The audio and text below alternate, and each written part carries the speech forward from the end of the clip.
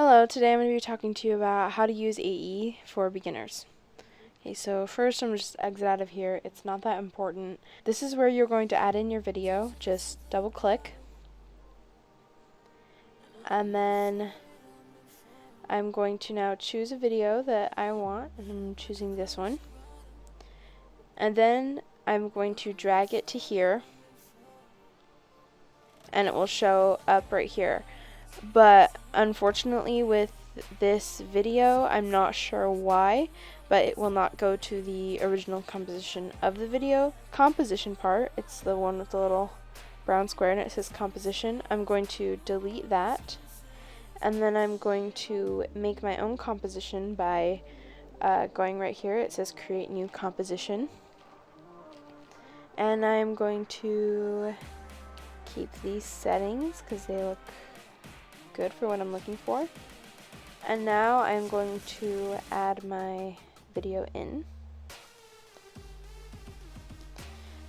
And since this is too long for what I want my edit to be, I'm going to go right here and just try to align it as best as I can. It doesn't have to be perfect. And this right here will be what we edit with, and this right here we will just turn into the audio part, because we are going to be editing this clip and maybe slowing it down or just changing it, and you don't want the audio to get messed up with it. So then I just click the sound off of this first part and then click the sight off of this second one right here, so you can only hear this one and you can only see this one. So now what I would do is I would go and I would split all of these clips. I'd put all of these clips together, not in AE, because it is very hard to do it in AE. I have done it before. I do it sometimes, but it is very difficult and it's very time consuming. So I do recommend using something like SVP. If you're transferring from SVP to AE, I recommend using SVP to originally make your foundation for the edit, and then put it into AE so that you can do all of the effects that AE provides. And if you don't have SVP, I recommend just trying to make the clip short. I think you can do that with Movie Maker or with any like editing software if you want just a free quick editing software. I just recommend to make the scenes shorter before you start to play with them in AE, because if you take a whole episode and put it into After Effects, it's going to take a very long time to find what you want. So now I'm going to get rid of this so that I can make more space. You can turn them on or off just by clicking on them. Yeah, this one I usually only use for stretch. It's when you're just like making a scene slower by stretching the timeline on it. This is just duration of the clip that you have, in and out. It just starts at 0, it ends at this time. This is where I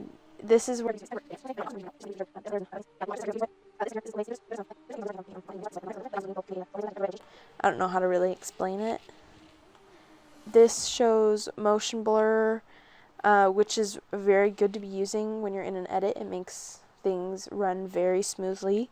This is for making 3D things, moving clips around in 3D ways that you wouldn't really be able to do in a regular sort of format. This I use, it's keyframing, a frame blender. It just it blends the frames really nicely, and I use it. I don't know if other people use it, but I do use it, and it's like my sort of secret weapon, I think, because using both of these together, it just makes everything just so smooth. Okay, just gonna click those off for right now. And so then I'm gonna take these all off so that I have more room for right here. When I split my clips, I go from the last frame of the first clip between the, so we're just going to find the first frame right there, and you see that little kind of transition. I know it's a little like black and white, and that's what SVP just did to it. It kind of automatically blended it for me. Sometimes that happens, usually it doesn't, but this is what I'm working with right now. It'll be fine. I can really do whatever I want with the clip. So right now I'm just gonna zoom in and then find the clip in between, and I usually take right there, and then I'll press Control, Shift, and D, and that should split it. And I'm just going to continue doing that throughout the entire edit. So I'm going to go to this last clip right here, and then Control Shift D. Oh, if this accidentally happens, it's okay. You can either press Control Alt Z and then just press this one. Going back on things and making little mistakes can be changed with Control Alt Z. And I'm going to continue doing that for the entire edit. Now I'm going to cut all of these off camera. It won't take too long, but you have the gist of just cutting the clips right now, and I will be back. Okay, so I am back now, and this is what I have.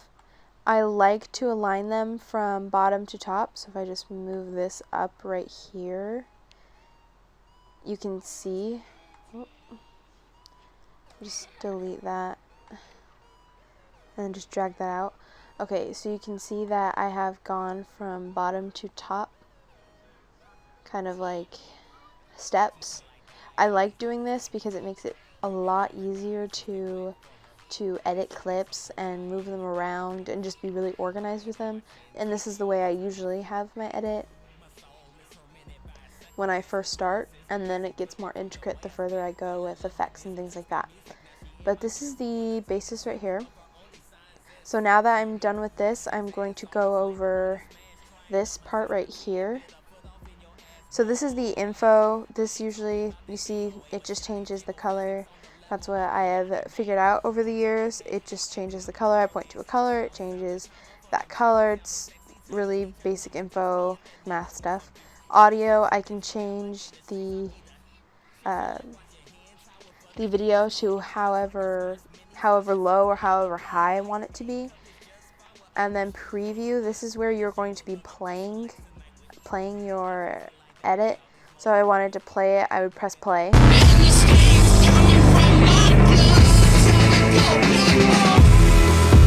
And this will play the edit, and this green bar right here is what will show you whether it's loading or not. You'll see blue stuff right here, and that's just a good sign that it's going to keep on loading. This is right here, shortcut spacebar. I can press the spacebar and it will play. I press the spacebar, it will end. It's just kind of basic info. I don't really pay attention to it that much. Full screen, I don't usually go on. I don't find it really necessary. Effects and presets. I love effects and presets. I think everyone loves effects and presets. It's one of the biggest parts of AE. It's the getting to put all of this crazy stuff into it and what everyone is really looking for when they go onto AE, especially if you're an editor. Now in Align, I usually use this when I'm making a square edit so that I can be able to align the photo or the video with the square so that it's in the middle and not to the side or anything like that. Libraries, it's not that important. I have never used it. Character, this is where you would type your things. This is where you would have text in your video, which I'm going to have text in this. Paragraph is usually for text instead of the video part. This is for text, just making sure that it aligns perfectly with the tracker, unless you're very. Okay, so I think I'm about done going over the basics of AE. In the next video, I will be talking about transitions and making them smooth in between.